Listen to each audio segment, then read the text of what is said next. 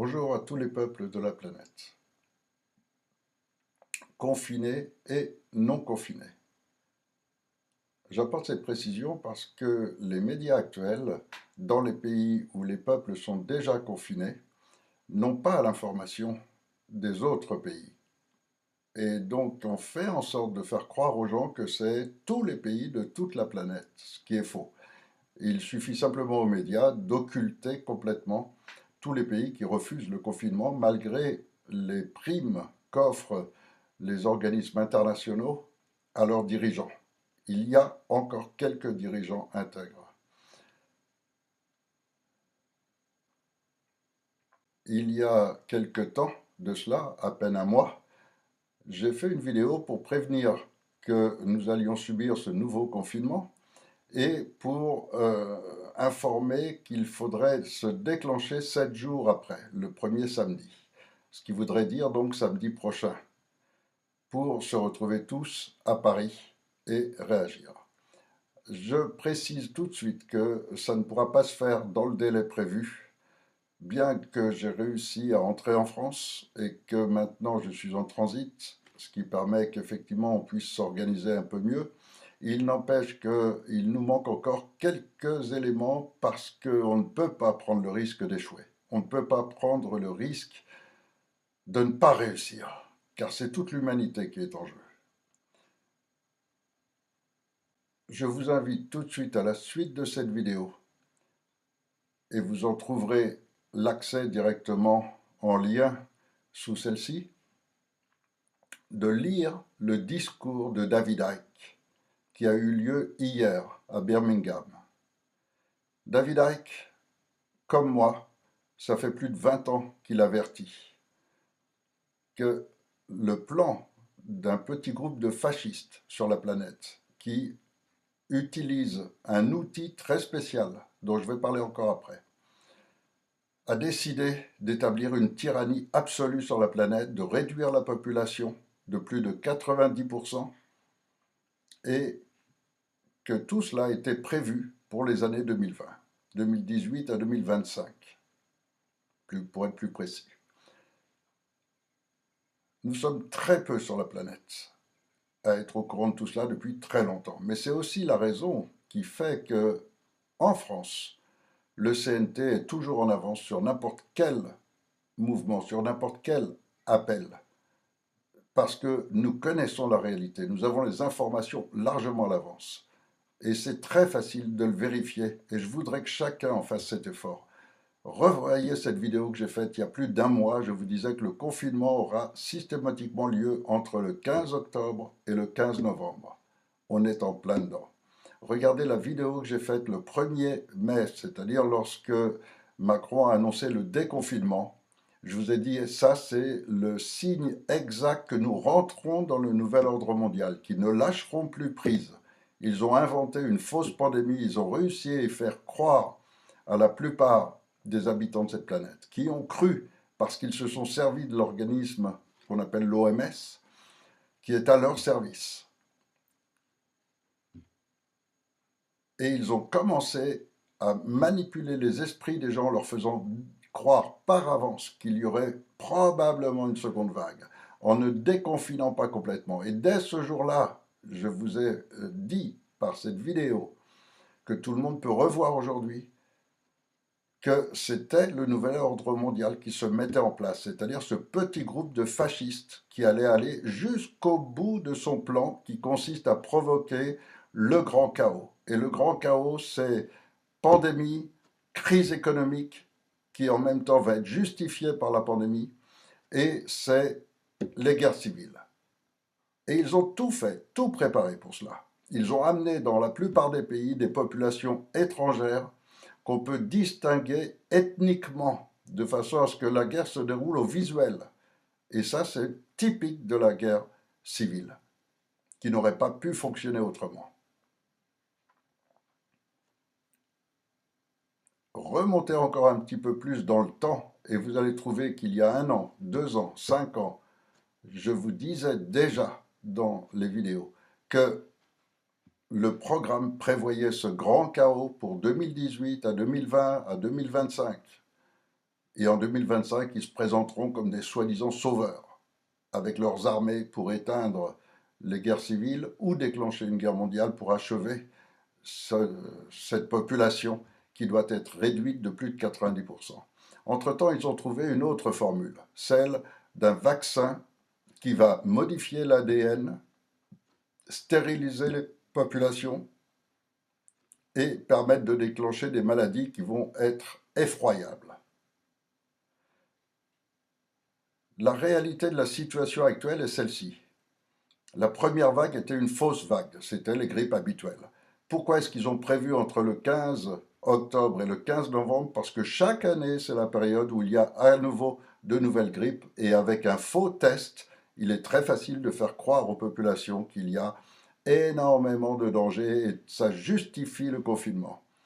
Durant ce confinement, prochainement, ils vont passer des lois pour obliger à la vaccination, pour forcer à la vaccination. Vous resterez en prison tant que vous n'aurez pas accepté d'être vacciné, d'être pucé avec une nanotechnologie qui permettra de vous contrôler psychiquement. Pourquoi je parle comme ça? Parce que lors d'une réunion internationale avec des gens comme David Icke, moi-même et quelques rares autres, cela fait plus de 10 ans maintenant que nous avions déterminé que s'il fallait une révolution et qu'il la fallait à partir de la France, qu'une révolution mondiale ne pourrait se lancer qu'à partir de la France. Parce que la France a un rayonnement mondial qui correspond à celui du pays des droits de l'homme, à celui de la liberté, qui est particulièrement remise en cause aujourd'hui, et parce que la France a une position économique et politique qui la place d'une certaine manière par rapport à l'ONU, qui lui donne un accès au reste du monde. Donc de nous tous, c'est moi qui me suis retrouvé avec la charge la plus importante, la plus grave, la mission la plus complexe, qui était, à partir de la France, de lancer un concept nouveau, un paradigme nouveau, qui allait permettre de se libérer de ce fascisme et d'empêcher cette crise de détruire une grande partie de l'humanité. Pour y parvenir, nous avons eu la chance d'une grave erreur commise par Sarkozy, qui a été d'inventer un concept juridique en droit international qui s'appelle Conseil national de transition. J'ai repris ce concept parce qu'il nous protège contre une réaction de l'ONU. Et il ne s'agit donc pas, lorsque nous allons monter avec nos armées sur Paris et éjecter ce gouvernement, il ne s'agit pas d'un coup d'État. Il ne s'agit pas d'un putsch, il s'agit d'une restauration de l'état de droit, c'est-à-dire de restaurer la loi au-dessus de la force. Observez bien de quelle manière aujourd'hui on vous oblige à porter des masques, on vous oblige à rester chez vous. C'est par la menace. Et c'est la peur qui vous contrôle. Et cette peur, ils l'ont instillée de toutes les manières possibles. Depuis le changement climatique, jusqu'à la menace terroriste, jusqu'à le port du masque, la menace d'amende, la menace de PV, la menace d'emprisonnement, la menace de mauvais traitement, en libérant particulièrement les droits de la police par des lois complètement iniques, anticonstitutionnelles, et qui leur permettent de devenir déjà, dans chaque pays, les gouvernants deviennent les petits tyrans qui font ce qu'ils veulent en dehors de toute loi. En acceptant d'être soumis à la peur, par la menace, par la violence, par la menace économique, ils neutralisent ainsi totalement les populations. Et aujourd'hui en France, ce sont des centaines de milliers des gens de l'hôtellerie, des gens des bars, des restaurants, ce sont des centaines de milliers de petits commerçants qui sont en train de disparaître au profit des grandes multinationales. Oui, on ferme tous ces petits commerçants, mais on laisse ouvert toutes ces grandes chaînes. Et donc, en très peu de temps, ils sont en train de provoquer un écart gigantesque. La totalité des populations sont complètement appauvries, réduites à la misère, réduites au minimum, et eux sont en train d'acquérir toutes les richesses de la planète. Et la crise économique qui vient va supprimer totalement toutes les aides sociales, tous les droits au chômage, tous les droits sociaux vont être supprimés au titre de la crise, soi-disant pour le Covid. Alors la réalité, c'est que cette deuxième vague est aussi fausse que la première, n'existe pas plus que la première. Et ça, vous avez des centaines de vidéos sur Internet, faites par des scientifiques, faites par des médecins, faites par des biologistes, faites par des généticiens, qui vous dénoncent le mensonge énorme de cette opération Covid, qui n'a jamais été une véritable pandémie, qui n'a jamais existé. Vous en avez la preuve par votre simple raisonnement, en comptant les morts autour de vous, tout simplement. Mais vous en avez aussi la preuve par les statistiques où vous pouvez voir que cette année, comme toutes les années, il n'y a pas plus de morts. Simplement que tous les morts suite à la grippe sont maintenant inscrits Covid. Simplement parce qu'aujourd'hui, les médecins touchent des primes pour inscrire Covid au lieu des raisons réelles de la mort. Mais en nombre de morts, il n'y en a pas plus que les autres années, qui meurent de cancer, qui meurent de vieillesse, qui meurent de toutes les maladies qui existent.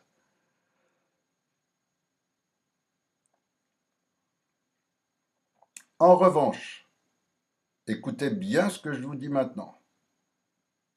Si vous ne réagissez pas assez vite, durant ce confinement, la loi d'obligation vaccinale fait qu'une multitude de gens vont aller se faire vacciner et après ce sera une véritable hécatombe. Car c'est le rôle de la vaccination.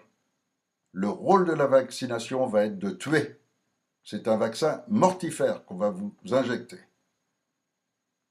Et le pire de tout, c'est que ça va commencer en 2021 et que tous les médias étant sous leur contrôle, tous ces morts ne seront jamais attribués au vaccin. On vous fera croire que ce sont les personnes non vaccinées qui décèdent.